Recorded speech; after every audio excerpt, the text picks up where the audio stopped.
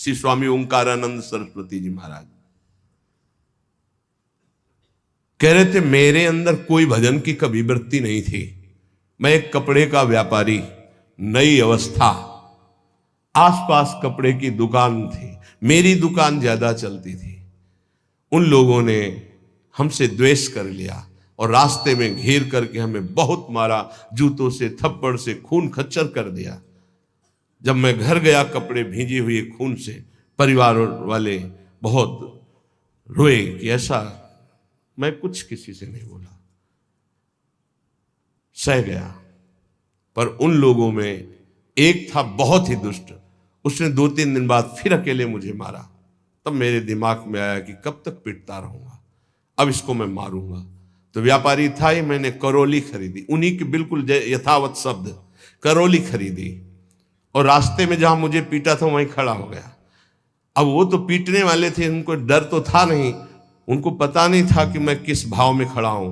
जे भी हुआ है मैं दौड़ पड़ा, मार करौली, उनको मार डाला, उसको मार डाला और मार करके मैं कोतवाली पहुंचा और वहां आत्मसमर्पण कर दिया, बिना किसी गवाही के।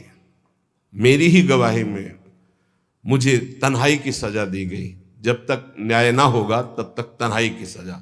और उसमें था कि आसपास कीलें लगी थी, बस केवल खड़े हो सकते हो, बैठ सकते हो, ना इधर ना इधर, बिल्कुल सीधा।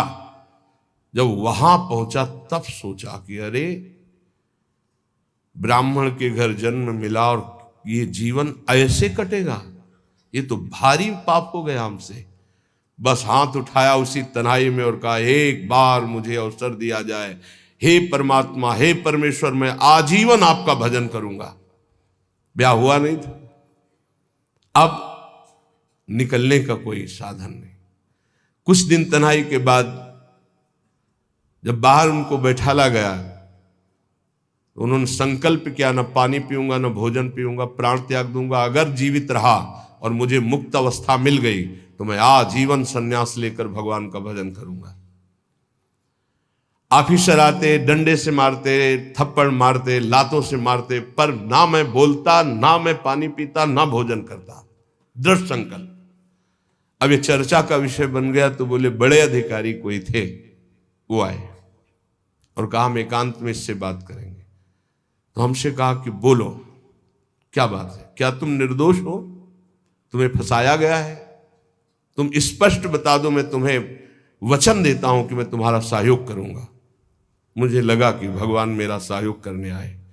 मैंने आंख उठाई और कहा, श्रीमान, आप जो भी है मुझे पता नहीं, पर मैं आपसे प्रार्थना करता हूं कि अगर मुझे छूट दे दी जाए तो मैं आजीवन संन्यास लेकर भजन करना। बोले पक्का? बोले हाँ।